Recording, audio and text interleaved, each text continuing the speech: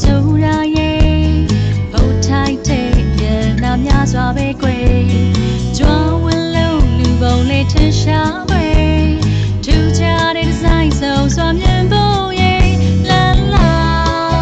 ကဲကွယ်နတ်သမီးရဲ့နာဆိုင်ကိုခုံပြန်ဆောင်ပဲနတ်သမီး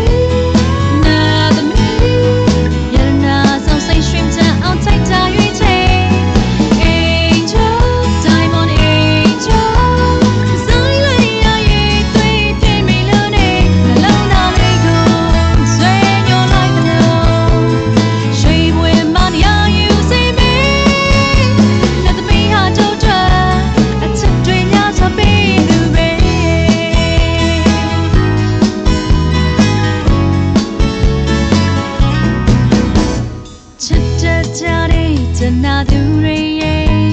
အမတ်တရားအတွက်ဒီမှာသက်သေပြု